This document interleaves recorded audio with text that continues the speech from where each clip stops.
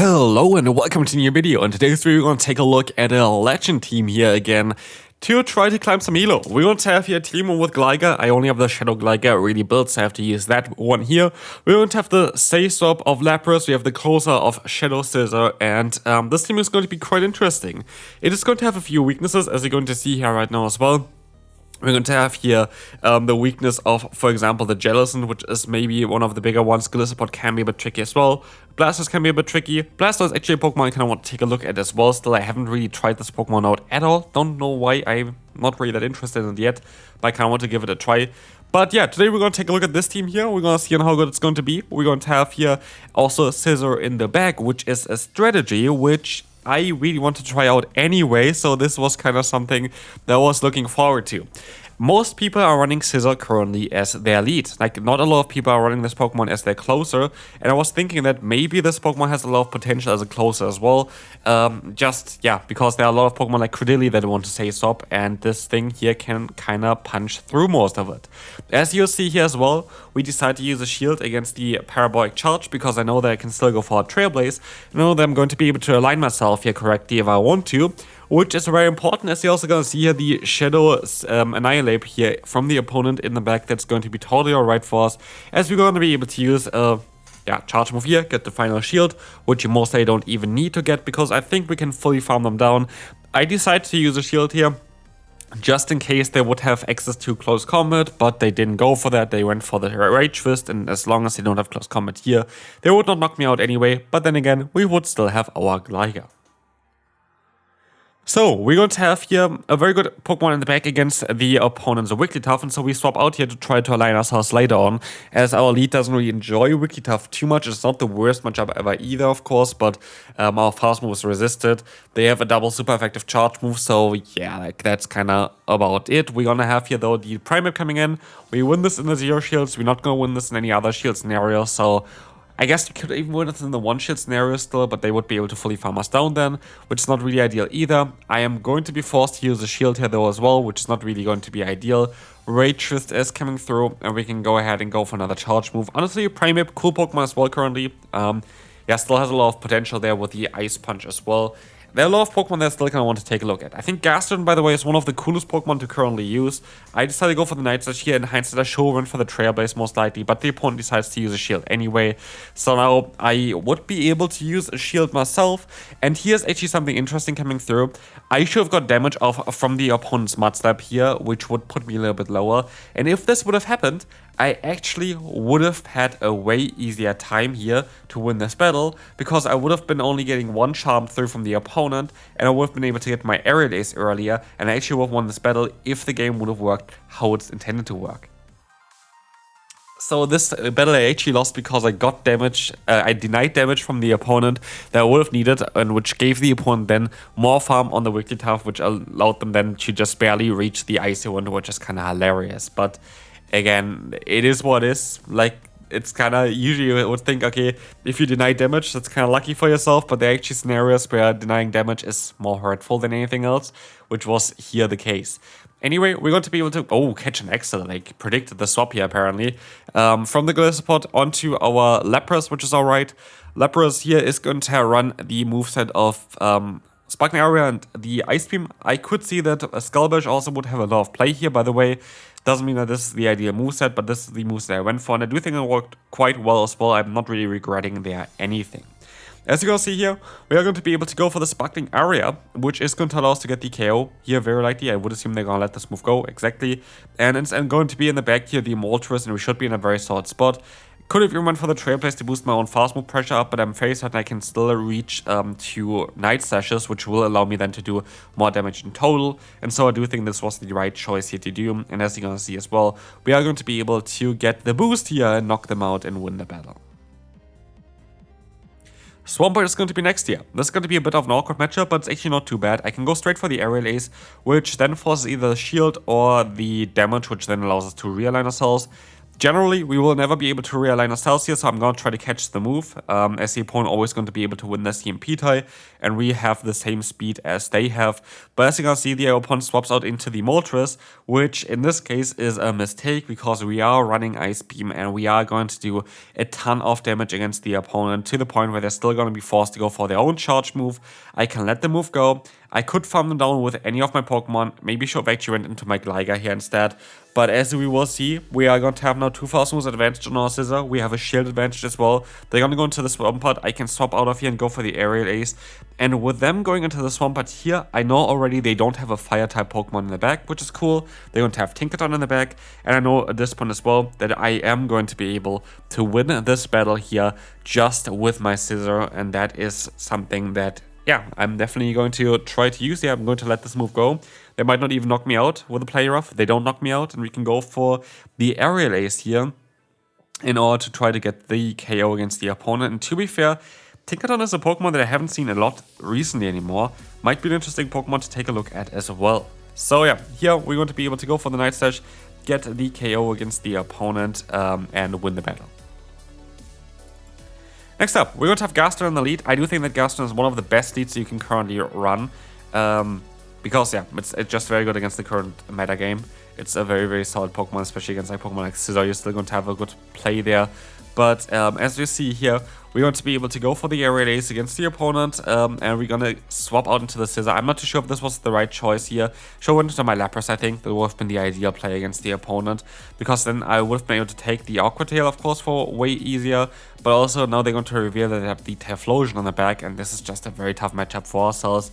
Typhlosion, Gaston Core is very good together, especially with the Drapion. I like the team from the opponent. I think it makes a lot of sense to have the team that they have. Yeah, really cool team. I do agree with everything that they are kind of playing here. I think it's a very solid team to run. A very tough for us to currently deal with it. Of course, yeah, our lead actually had like a very solid matchup there, but we didn't really play it out perfectly either. But then again, I do think this team would have been tough no matter what. Yeah, Typhlosion can be a bit tricky here, especially in the back, as you don't really have the best answers for Typhlosion itself. You have like alright answers against other Fire-type Pokemon, but Typhlosion can be a bit of a trickier one, as you see as well. I'm not even going to go for a charge move. I'm not going to use a shield here. There's no point for that. We are going to lose this battle, and we can move on and take a look at the next opponent, where we encounter Greninja in the lead. This is a Pokemon that I also recently showcased on this channel. I had, I think, Gligar in the back and the Dusclops in the back. Let's see what the opponent's going to run here. What we see is they're going to go for the Night Slash straight away. I'm going to be able to get the shield back from the opponent here as well with our own Aerial Ace. And I will try to catch the move onto the Lapras, which can take basically any kind of hit here from the opponent. And we put them basically into also Sparkling Area range already, thanks to all the fast move pressure. Here they're going to run the Wigglytuff in the back, which is alright for us. We can go ahead and go for the double Sparkling Area, force either the KO or get another shield. And as you see as well, we don't even have to use a shield against the opponent. We are in such an amazing spot that they can't really do anything about it. We can go ahead, go for the Sparkling Area, get the KO here, or the shield, and the shield was even better for us because now we get farm on the Scizor, have shield advantage on the Scizor. We know about Greninja, which Scizor is totally fine against as well. Not too sure if a Night Slash is going to be enough. It's barely not, but we can go for the full farm down, and we will never see what they have in the back there. So yeah, this team is kind of nice, but we also going to have here the Shadow Dragonite against us. Shadow Dragonite is going to be an interesting pick in the current meta. I think it's a cool Pokemon to run. I think it's a Pokemon that I kind of would want to take a look at as well. It's a bit tricky in a meta where like Scizor is going to be quite common in the lead, so you have to have two good ends in the back. It's a very good paired with Mud Boys, so there could be like something like a Swampert lurking in the back there as well. Could definitely see that.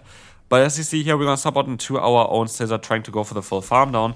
But we, of course, don't know yet what the opponent is going to do here. What are they going to go for? They're going to go into their Clodsire. Should have maybe went into my Lapras sub then instead. They would have, of course, went for the Superpower then. But it would have made this matchup a little bit easier for us here, as, of course, the Earthquake is going to be enough to knock us out. We have to see what they're going to have in the back here in order to see if we can still win. We can go back into our Lapras. I was thinking that I could try to catch the move here, but as we see here, they only go for the move after 5 fast moves only, which I didn't really expect. It's going to be only the Sludge Bomb, that's why they were able to get there so fast.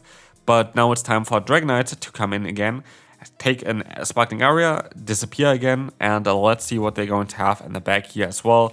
They are already double weak, by the way, to Ice-type Pokemon, but they have the Blastoise here now. I think the Blastoise Dragonite core is a really, really cool core to run. I like the team from the opponent here for sure as well. And as you're going to see, we're not having the access to the move Skull Bash, so we're not going to have any neutral coverage against pure Water-type Pokemon, which is kind of annoying. But it is what it is. We will see here the Hydro Cannon coming through, and we're going to be able to let the move go up here as well. This is going to be totally alright, and we will be able to now move on to the next opponent. Good game to the opponent there. Feel like that was kind of impossible to win for us. Mana Boss is going to be an interesting one here because I'm just going to get some energy in the lead. I know they have more bulk on my Lapras, so I can take the hits here a little bit easier. And now I still have a dig for later on. I still have Ice Beam here for the opponent's Mana Boss. So like I'm kind of in an alright spot where I'm not really worried about anything here. As we will see the Ice Beam going to come through. The Ice Beam is going to connect, and that is going to allow us to get a ton of damage onto them. We can go for the Sparkling Aria. This is going to allow us again to get the KO nearly, or 1 HP, and I still get to move, but we still should be able to survive it. And so here, Foul Play is going to do a lot of damage, but it doesn't knock us out. They go into the Drapion. We are going to be able to win this in the 2-shield scenario, guaranteed. Like, there's nothing the opponent should be able to do in a 2-shield scenario. But also, they're spamming here the Orca Tails, which I find a bit, I don't know, annoying, because I rather would have them go for, I don't know, like the Crunch would of course be better for us to shield up. It's more energy. But as you see as well, we have to still go for another Night Slash in order to knock them out. Let's see on how things are going to go here. This is going to allow us to get the shield though, and it's just going to be an Orca Tail coming through from the opponent. They want to have the damage, so they're going to be weak against in the back. They're going to, yeah, go into the Mana Boss just to give us a free fast move, which is kind of nice. I don't know why they did this. And in comes Diggersby, which now allows us as well to get to one Trailblaze. That is going to be a super effective hit from a Shadow Scizor, doing a ton of damage. And so we will see here the attack rising up. That's going to be alright. Fire Punch is coming through. And we're going to have here still a Dig stored, and the opponent knows here, yeah, they're not going to be able to break through my Gligar anymore. Gligar is, by the way, one of my favorite Pokemon currently to use. I think it's such a reliable Pokemon that doesn't really have any big weakness. Of course, Ice-type Pokemon are a bit of a weakness, but like it's not too bad at all. Yeah, by the way, I had got a call during the battle, so that's why I had to kind of cut up most likely a little bit here as well. But yeah, I still got to try my best in this battle, as you'll see here as well. The Bubble Beam is coming through. I shield up the wrong move, of course, from the Araquanid, but I didn't know what was going on because I was having a conversation currently. So that was great. But now we can take a look again here at this battle. We can go for the full farm down. We're going to be able to get the KO against the opponent. And in the back is going to be, of course, still the Stunfisk. So while we were able to fully farm down the Araquanid there, not the way I really wanted to. I wanted to no-shield, actually. I wanted to go for maybe for a charge move. We are still going to be able here to go for, I think, 3 Sparkling Arias in order to try to knock them out.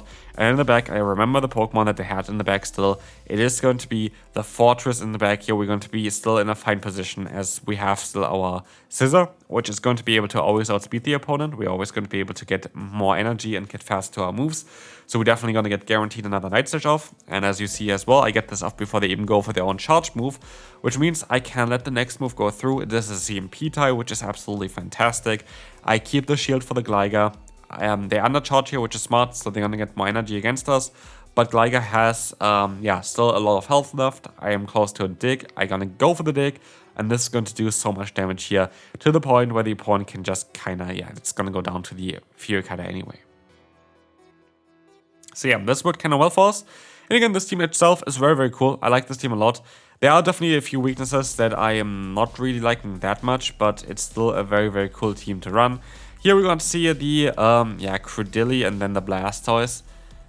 Interesting team combination there. I really think Blastoise is one of the best Pokemon to run currently, by the way, so I really would want to give it a try as well. I think it's a cool Pokemon. But as we will see here, the Sparkling Area comes through. It's going to allow us to get the shield from the opponent, even though we don't really have the greatest matchup. We are going to be able to use a shield now against a potential Skull Bash. so we can guarantee realign ourselves. We're gonna get a ton of energy here. We have an Ice Beam stored, and we will see also that they're going to reveal their final Pokemon now, because they don't want to have the Credilli taking the hits. It's going to be their own Lapras, and so I know that I can go for a charge move here. I tried to get the shield from them, didn't work out, but I'm going to be able to stop out of here into my own Scizor, and Scizor is going to have a great matchup here, while also still Gligar is going to have a good matchup against the opponent's Credilli. So no matter what's going to happen here, we should be kind of in the right spot. Yeah, Night Slash coming through, gonna get the shield. They're very likely just going to try to knock me out here with a Sparkling Area, which works out for them as well. Not too sure how much energy they still have left on their Lapras, so I decided to go into my own Lapras here to just play it safe. I hope it's safe, and go for my own Sparkling Area. Yeah, this should be kind of alright. I was expecting them to swap, that's why I went up to Nice Beam, but they didn't, and so yeah, it's down now to Gligar with a little bit of damage already on it against the Credilli, but we have super effective fast move coverage, which is going to be alright, and they have resisted fast move coverage, so we're going to have a little bit of an advantage there. Rock Tomb, of course, a very strong move, but it's not going to be enough to knock us out, and the Dig should be hopefully enough to put them into farm down range, which we will see here as well. They're going to be in, and we're going to be able to win the final battle here. Hopefully you enjoyed this video. If you did, feel free to leave a like, and I will see you then. Bye bye.